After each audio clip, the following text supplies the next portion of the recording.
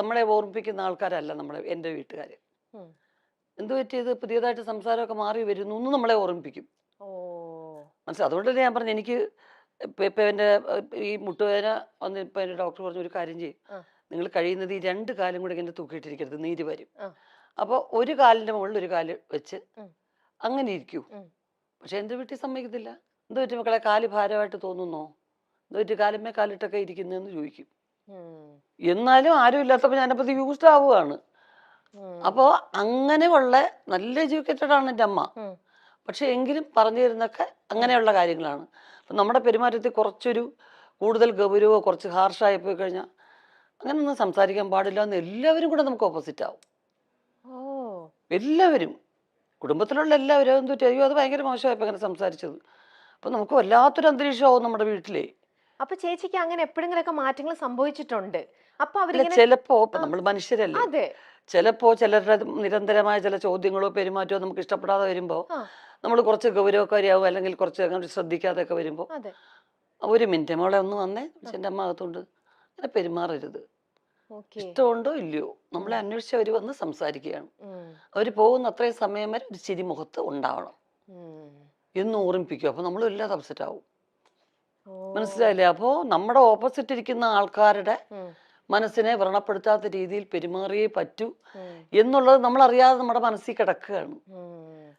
അപ്പോൾ നമ്മൾ കുറച്ച് എന്തെങ്കിലും ഇപ്പം ഇപ്പോഴൊക്കെ എന്ന് വെച്ച് കഴിഞ്ഞാൽ, എനിക്ക് ഒന്നാമത്തെ കാര്യം ലൈഫിൽ അഭിനയിക്കാൻ ഒട്ടും അറിയാത്തത് കൊണ്ട് ചില കുറേ കൂടുതൽ ഇറിറ്റേഷൻ ഒക്കെ വരുമ്പോൾ കുറച്ചങ്ങ് പ്രകടിപ്പിച്ച് പോകും അറിയാതെ.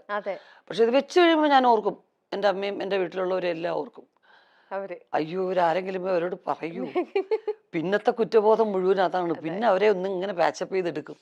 പക്ഷെ ഞാൻ അങ്ങനെ പറഞ്ഞല്ല കേട്ടോ, ഇങ്ങനെയല്ല കേട്ടോ. പക്ഷെ നമ്മുടെ കുടുംബാന്തരീക്ഷം തന്നെയാണ് നമ്മളുടെ പല മാറ്റങ്ങൾക്കും കാര്യം. തീർച്ചയായിട്ടും. ഈ കൽപ്പന ചേച്ചി രഞ്ജിനി ചേച്ചിയായിട്ട് എനിക്ക് നല്ല അടുപ്പമുണ്ട്. ചേച്ചിനെ ഞാൻ ആദ്യമായിട്ട് ഇങ്ങനെ മീറ്റ് ചെയ്യണത്. പക്ഷെ ഒരുപാട് ഷോസും കാര്യങ്ങളൊക്കെ ആയിട്ട് കൽപ്പന ചേച്ചിയുടെ ഒക്കെ ഒരുപാട് ചെയ്തിട്ടുള്ളതുകൊണ്ട് എപ്പോഴും ഇങ്ങനെ വിശേഷങ്ങളും കാര്യങ്ങളും അപ്പോഴൊക്കെ ചേച്ചിയാണ് ഞങ്ങളുടെ ഇടയിൽ എപ്പോഴും. അതിനിടയിൽ ഉർവശി എന്നുള്ള പേര് പറയാതെ പോവേയില്ല, എപ്പോഴും ഇങ്ങനെ പറയും. ഈയിടെയും കൂടെ രഞ്ജിനി ചേച്ചിനെ ഞാനൊരു ഇന്റർവ്യൂ കൂടെ ചെയ്തിരുന്നു.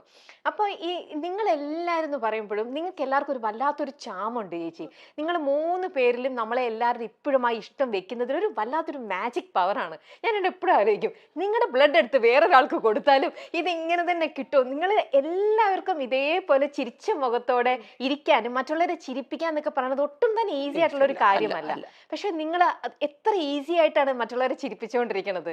അതൊക്കെ ആ ഒരു some magic power runs in the blood എന്നൊക്കെ പറയുന്നത്. അത് എൻ്റെ അമ്മ തന്നെയാണ് അതിന്റെ കാരണം. അച്ഛനും വളരെ സരസനായിരുന്നു, കലാകാരനായിരുന്നു, രണ്ടുപേരും ആർട്ടിസ്റ്റ് അല്ലേ. അറിയാം. അപ്പൊ അത് തന്നെയാണ് ബേസ്. പക്ഷെ അമ്മ എപ്പോഴും ചിരിക്കാനും ചിരിപ്പിക്കാനും ഇഷ്ടമുള്ള ആളായിരുന്നു. ഇപ്പോഴും അത് തന്നെയാണ്. നമ്മളൊക്കെ ഇങ്ങനെ എല്ലാവരും കൂടി ഇരുന്ന് ഗൗരവത്തിൽ സംസാരിക്കുന്നത് എൻ്റെ അമ്മയ്ക്ക് ഇഷ്ടമല്ല. എന്തെങ്കിലും കുറച്ച് ഭയങ്കര ഗൗരവമുള്ള ഈ കരച്ചിൽ പടങ്ങളൊന്നും എൻ്റെ അമ്മ കാണത്തില്ല. മക്കളെ മാറ്റത്, ആ ചാനൽ മാറ്റുക, അല്ലെങ്കിലേ ഉണ്ട് നമുക്ക് പ്രശ്നങ്ങൾ, ഇത് കരഞ്ഞുകൊണ്ടിരിക്കാൻ വയ്യ. ഉള്ളൊഴുക്ക് കണ്ടിട്ടില്ല എൻ്റെ അമ്മ, കലശേച്ചി കണ്ടിട്ടില്ല, എൻ്റെ വീട്ടിൽ ആരും കണ്ടിട്ടില്ല. അങ്ങനെയുള്ള എൻ്റെ സിനിമകളും കാണത്തില്ല. അങ്ങനത്തെ ഒരു പ്രശ്നമുണ്ട്. അപ്പൊ അമ്മയ്ക്ക് റെസ്ലിംഗ് കാണത്തില്ല എൻ്റെ അമ്മ. എൻ്റെ അമ്മ പറഞ്ഞ് മനസ്സിലായിരുന്നു, ബ്രദേഴ്സൊക്കെ അതൊക്കെ ഒരു അവര് കറക്റ്റായിട്ട് റിഹേഴ്സൽ ചെയ്തിട്ട് അമ്മ ചെയ്യുന്നത്. അതൊന്നും അവർക്ക് അങ്ങനെ നോവത്തൊന്നുമില്ല. അതെല്ലാം അവർ പ്രാക്ടീസ് ചെയ്യണത്. വേണ്ട മനുഷ്യൻ കൂടെ അടിച്ച് ചാവുന്നത് കാണാൻ വയ്യ, അവൻ നെറ്റിന്റെ മുകളിൽ കയറി താഴെ അവൻ്റെ നെഞ്ചത്തോട്ട് ചാടുന്നു, വേണ്ട എനിക്ക് കാണുകയോ വേണ്ട എന്ന് പറയും. അപ്പൊ അത്രയും ഒരു പോസിറ്റീവ് അറ്റ്മോസ്ഫിയർ ഇഷ്ടപ്പെടുന്ന ഒരാളാണ് എൻ്റെ അമ്മ. ഇതൊക്കെ ആക്ടിങ് ആണെന്ന് അറിയുന്ന ഒരാള്, ഒരു ആക്ടറും കൂടിയാണ്. എന്നിട്ടും ഇങ്ങനെ അല്ലേ? ചേച്ചിക്ക് അപ്പൊ ഇതിനോടുള്ള ചേച്ചിയുടെ കാഴ്ചപ്പാട് എങ്ങനെയാ? തീർച്ചയായിട്ടും അതൊരു പരിധി വരെയും കറക്റ്റാണ്. പക്ഷെ എനിക്കൊക്കെ എന്ന് വെച്ച് കഴിഞ്ഞാൽ ഒരുപാട് അങ്ങ് അഭിനയിക്കാൻ പറ്റത്തില്ല. അപ്പൊ എന്ത് ചെയ്യും, നമ്മള് കണ്ടിട്ടുള്ള ഏറ്റവും പരിധി ഒട്ടും ഗൗരവമില്ലാത്ത അങ്ങ് സംസാരിച്ചേക്കുക. നമുക്ക് ഫീൽ ചെയ്യുന്നതോ അല്ലെങ്കിൽ ഒട്ടും ഇത് കാര്യമായിട്ടുള്ള രീതിയിലുള്ള സംസാരം എല്ലാം തോന്നിക്കഴിഞ്ഞാൽ പരസ്പര ബന്ധമില്ലാതെ ഞാൻ വേറെ കാര്യങ്ങളൊക്കെ സംസാരിക്കും. ഡൈവേർട്ട് ചെയ്തിട്ട് അവര് ചോദിക്കുന്ന ചോദ്യം ഉത്തരവായിരിക്കത്തില്ല ഞാൻ പറയുന്നത്. ഒരു ബന്ധത്തിന് ഈ ചോദ്യത്തിന് ഉത്തരം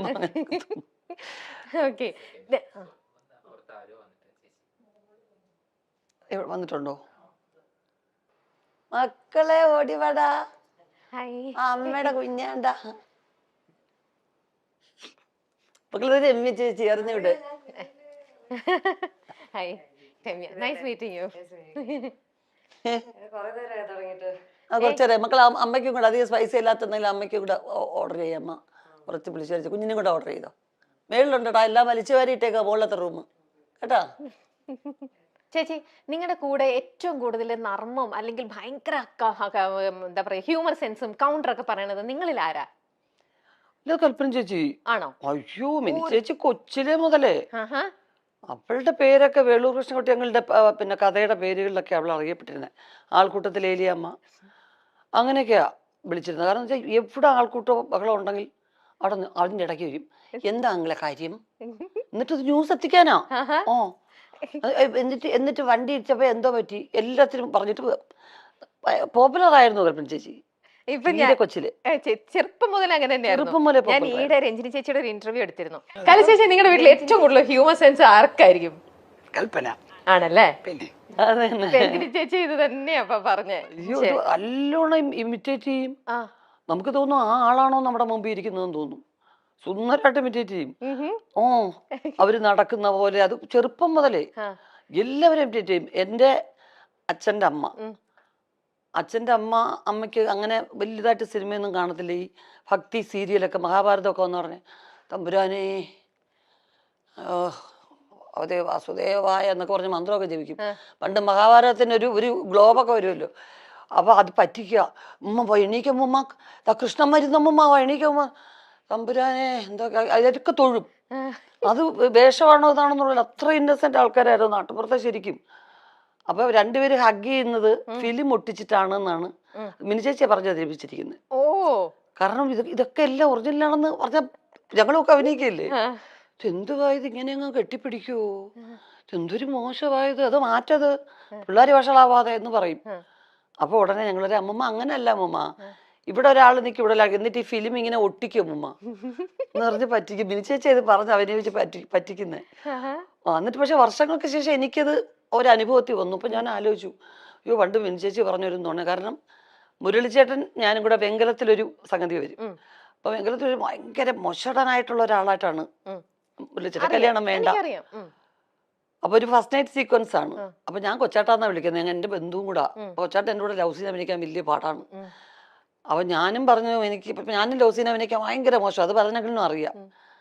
പങ്കള് പറഞ്ഞു ഇപ്പൊ ഇത് എടുക്കാണ്ടിരിക്കാൻ നിവൃത്തിയില്ലല്ലോ.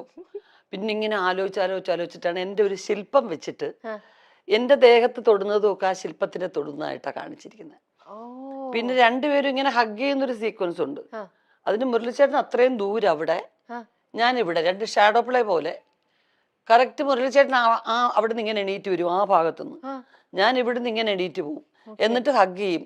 നിഴല് കാണുമ്പോ രണ്ടുപേരും അടുത്തിരുന്ന് ഹഗ് ചെയ്യുന്ന പോലെ. ഇങ്ങനെയൊക്കെ എടുത്തിട്ടുണ്ട്. ഇതൊക്കെ ക്യാമറ ടെക്നിക്സ് എന്നൊക്കെ പറയുന്നത്. തീർച്ചയായിട്ടും ഇന്നും വേണമെങ്കിൽ അങ്ങനെ ചെയ്യാം. അങ്ങനെ ചെയ്യാലോ, തീർച്ചയായിട്ടും ചെയ്യാലോ. കാരണം ഞങ്ങൾക്ക് രണ്ടുപേർക്ക് അഭിനയിക്കാൻ പറ്റില്ല. ഞാൻ ബേസിക്കായിട്ട് എനിക്ക് അങ്ങനെയുള്ള സീക്വൻസ് വലിയ പാടാണ്. കാരണം ഒന്നാമത് എല്ലാവരും എന്നെ അത്ര വാത്സല്യത്തോടു കൂടിയാണ് സെറ്റ് കണ്ടിരിക്കുന്നത്. എന്നെ ആരും ഉർവശി എന്ന് വിളിക്കുന്ന ഈ ജനറേഷനിലുള്ളവരേ ഉള്ളൂ. അന്നെല്ലാം പൊടിമുളയെന്നാണ് വിളിച്ചിരുന്നത്. അപ്പൊ എനിക്ക് ഭയങ്കര കുറച്ചിലാണ് എനിക്ക് ലവ് സീൻ അഭിനയിക്കാൻ. അപ്പം വെറുചേട്ടായിട്ട് പറഞ്ഞ ഈ കൊച്ചിന്റെ കൂടെ ചെയ്യാനേ പറ്റത്തില്ല, നടക്കത്തെ അത് നമുക്ക് വേറെ എന്തെങ്കിലും ചെയ്താൽ മതി, പറ്റത്തില്ല എന്ന് പറഞ്ഞു. അപ്പം അങ്ങനെയൊക്കെ പറ്റിക്കും. എന്നിട്ട് അമ്മൂമ്മയെ പോലും പറ്റിയിട്ട് അമ്മൂമ്മയ്ക്ക് സിൽക്ക് സ്മിത എന്നാ പേരിട്ടിരുന്നത്. കാരണം നല്ല ഷേപ്പാണ്, നല്ല കൊച്ചു രൂപം, ഇത്രേ ഉള്ളൂ. എൻ്റെ അച്ഛൻ 6 അടി 3 ഇഞ്ച് ഹൈറ്റാ, അമ്മൂമ്മ ഇത്രേ ഉള്ളൂ, കൊച്ചാണ്. പക്ഷെ ബ്ലൗസും ഇങ്ങനെ മുണ്ടും മാത്രമല്ലേ ഉടുക്കുള്ളൂ. അപ്പൊ ഇടയ്ക്കിടയ്ക്ക് വയറ്റിൽ പോയി തട്ട് സിൽക്ക് സ്മിത വയറെന്ന് പറയും. ഇത് ആരാ സിൽക്ക് സ്മിത, എൻ്റെ അമ്മയ്ക്ക് അറിയത്തില്ല. അവസാനം വരെ ചോദിക്കുമായിരുന്നു, ഇത് ആരാ ഈ സിൽക്ക് സ്മിത എന്ന് ചോദിക്കുക. അപ്പൊ എപ്പോഴും ഒരു ചിരിക്കുന്ന അന്തരീക്ഷം മിനി ചേച്ചി ഉള്ളിടത്തുണ്ട്. ചേച്ചിയുടെ പ്രസൻസ് വരുമ്പോ അത് ഇപ്പം നമുക്ക് അറിയുന്ന കാര്യമാണ്. ചേച്ചി പ്രസൻസ് വരുമ്പോ വല്ലാത്തൊരു പോസിറ്റിവിറ്റിയും ഒരു വൈബും ഫുൾ ചിരിയും മേളവും. എത്ര വിഷമവും എത്ര ടെൻഷനും നമുക്കുണ്ടെങ്കിൽ അതെല്ലാം നമ്മൾ മറന്നു പോകും. അതൊക്കെ ശരിക്കും ഒരു ദൈവത്തിന്റെ ഒരു അനുഗ്രഹം തന്നെയാണ്. നമുക്ക് ആ ഒരു പോസിറ്റിവിറ്റി മറ്റുള്ളവർക്ക് സ്പ്രെഡ് ചെയ്യാൻ പറ്റും. കുടുംബത്തിൽ നമുക്കൊരു സ്വാതന്ത്ര്യം ഉണ്ടാവുക, കുടുംബത്തിൽ രസകരമായിട്ടുള്ള കാര്യങ്ങൾ നമ്മുടെ കുടുംബത്തിൽ നടക്കുക എന്ന് പറയുന്നത് ഒരു വലിയ കാര്യം. ചേച്ചി ഇന്ന് നമ്മുടെ മൈൽ സ്റ്റോണിൽ ഇന്ന് രാവിലെ ഇന്റർവ്യൂ ചെയ്ത മനോജ് ചേട്ടന്റെ ഒരു ഇന്റർവ്യൂ ഉണ്ടായിരുന്നു. അതിനകത്ത് ചേട്ടൻ പറഞ്ഞിട്ടുണ്ട് മോൾക്ക് അഭിനയത്തിലേക്ക് വരാനായിട്ട് ഭയങ്കര ഇൻട്രസ്റ്റ് ആണ്. അപ്പൊ അത് വേണ്ടിയിട്ട് ഞാൻ അവൾക്ക് വേണ്ടിയിട്ട് വനിതയിൽ വിളിച്ചിട്ട് ഒരു ഫോട്ടോ ഷൂട്ട് ഞാൻ അറേഞ്ച് ചെയ്ത് കൊടുത്തു എന്നൊക്കെ പറഞ്ഞ്. ഇപ്പോ നമ്മുടെ ഈ വിമർശകരും ഒരുപാടുണ്ടല്ലോ. നമ്മുടെ ഇന്നത്തെ നിങ്ങൾ എന്ത് അനങ്ങിയാലും മിണ്ടാതിരുന്നാലും എന്തിനും എല്ലാത്തിനും വിമർശിക്കുന്ന സമൂഹവും ഉണ്ട് നമ്മുടെ കൂടെ. ഇപ്പൊ പറയുന്ന എല്ലാവരും യൂഷ്വലി യൂസ് ചെയ്യുന്ന ഒരു വേർഡാണ് നെപ്പോക്കിഡ്സം എന്ന് പറയുന്നത്. അച്ഛന്മാര് ഫീൽഡിൽ നിൽക്കുമ്പോൾ മക്കൾ അതിനകത്തേക്ക് സ്വാഭാവികമായിട്ട് വരും. എന്താ ഡോക്ടേഴ്സിന്റെ മക്കളും ഡോക്ടേഴ്സ് ആവുന്നുണ്ട്, ടീച്ചേഴ്സിന്റെ മക്കൾ ടീച്ചർ ആവുന്നുണ്ട്. പക്ഷെ സിനിമയിൽ ഇപ്പൊ നമ്മൾ കൂടുതലായിട്ടും സിനിമയിലുള്ളവരുടെ ഒക്കെ മക്കള് ഇതിലിപ്പോ സജീവമായിട്ട് ഇപ്പൊ ഒരുപാട് പേരെ നമുക്ക് എണ്ണത്തിൽ ഉണ്ട്. അതുകൊണ്ട് തന്നെ സോക്കോൾഡ് ഇപ്പൊ എല്ലാവരും പറഞ്ഞത് നെപ്പോ കിഡ് എന്ന് പറഞ്ഞിട്ട് നെപ്പോ കിഡ്സ് എന്നുള്ള ഇതിലേക്ക് വരുന്നു. ചേച്ചിക്കും ഇപ്പം നിങ്ങളുടെയും മകള് ഇതിലേക്ക് വരികയാണെന്നുണ്ടെങ്കിൽ ഇത്തരത്തിലുള്ള വിമർശനം മറ്റേ സൈഡിൽ നിൽക്കുകയും ചെയ്യുമ്പോൾ ചേച്ചി ഇതിനെ എങ്ങനെ കാണുന്നത്? എനിക്ക് അവളൊക്കെ കൊച്ചിലേ മുതലേ ഒരു ഫോട്ടോയ്ക്ക് പോലും നിർത്തുന്ന ഇഷ്ടം ഉണ്ടായിരുന്നില്ല. ഞാൻ മാത്രമേ ഉള്ളൂ വീട്ടിൽ അങ്ങനെ വേണ്ട അവള് പഠിക്കണം, എനിക്ക് പഠിക്കണമെന്ന് വലിയ ആഗ്രഹമായിരുന്നു. അപ്പൊ അവള് പഠിക്കാൻ നല്ല മിടുക്കിയായിരുന്നു. അപ്പോൾ അത് +2 ഒക്കെ കഴിഞ്ഞ് 85% മാർക്ക് ഒക്കെ എടുത്ത് പഠിച്ചു കഴിഞ്ഞ് അവള് ബാംഗ്ലൂർ ഹോസ്റ്റലിൽ ചേർന്നാണ് കോഴ്സ് പാസ്സാവുകയൊക്കെ ചെയ്തത്. അപ്പൊ ഞാൻ പറഞ്ഞു ജോലി, നിന്റെ പഠിത്തത്തിനുള്ളൊരു ജോലി നീ ചെയ്ത് ആ ശമ്പളം പറ്റി അതിനകത്തുനിന്ന് സ്വന്തം ചെലവിൽ കാര്യങ്ങളൊക്കെ നടത്തി പൈസയുടെ വില അറിയണം. അല്ലെങ്കിൽ ഒരു സെലിബ്രിറ്റി കുട്ടിയായിട്ട് മാത്രം വളർന്നാൽ ശരിയല്ലല്ലോ. പക്ഷെ അവൾ അക്ഷരം പ്രതി അനുസരിച്ചു. പിന്നെ ഡബ് സ്മാഷും അതും ഇതും ഒക്കെ എല്ലാം ശിവൻചേട്ടനാണ് പ്രോത്സാഹിപ്പിക്കുന്നത്. എപ്പോഴും കൂടുതൽ ഇത് അതെന്താ നിനക്ക് അങ്ങനെ, ഓക്കെ ഇങ്ങോട്ടാണ് വരാൻ ഇഷ്ടം എന്ന് പറഞ്ഞാൽ അപ്പം എല്ലാ കാര്യങ്ങളും കമ്മ്യൂണിക്കേറ്റ് ചെയ്യുന്ന കൂടെ അവിടെ ചാച്ചാ ഞാൻ ഒരെണ്ണം അയച്ചിട്ടുണ്ട് ഒന്ന് കാണണേ, എന്നിട്ട് അമ്മയെ ഒന്ന് കാണിച്ച് നോക്ക് എന്ന് പറയും. അപ്പൊ ഞാനിത് വലിയ ശ്രദ്ധിക്കുന്നതായിട്ട് ഭാവിക്കത്തൊന്നുമില്ലായിരുന്നു. പക്ഷെ അവള് ഹ്യൂമർ നല്ലോണം ചെയ്യും. മിനിച്ചേച്ചിയുടെ ഹ്യൂമർ അവൾക്ക് കിട്ടിയിട്ടുണ്ട്. അത് എനിക്ക് അതാണ് എനിക്ക് ഞാൻ അകറ്റി തന്നെ കാരണം ഹ്യൂമർ പെർഫോം ചെയ്യാനായി ഇഷ്ടം. എന്റെ ഹ്യൂമർ സീൻസ്, മിനിച്ചേച്ചിയുടെ ഹ്യൂമർ സീൻസ്, ദിലീപിന്റെ ഇതൊക്കെയാ ഡബ് സ്മാഷ് എടുക്കുന്നത്. അല്ലാതെ സീരിയസ് ആയിട്ടുള്ള സീൻസോ ഡാൻസോ അതൊന്നും അല്ല. കുഞ്ഞിലെ മുതൽ അച്ഛൻ്റെ അമ്മയുടെ എന്റെ ആ കട്ട് കട്ട് കട്ട് എന്ന് പറഞ്ഞ സാധനം ആണ് ബിഗിനിങ് ചെയ്തുകൊണ്ടിരുന്നത്. പിന്നെ കിലുക്കത്തിലെ രേവതിയുടെ അപ്പുപ്പനെയും അമ്മുമെനെയും അതൊക്കെയാ എടുക്കുന്നത്. കൊച്ചിലെ ഞാൻ പിന്നെ അവളെ ഉറക്കാനും അവളെ എന്റർടൈൻ ചെയ്യിക്കാനും എടുക്കുന്നത് കിലുക്കത്തിലെ രേവതിയുടെ ഡയലോഗ്സാ.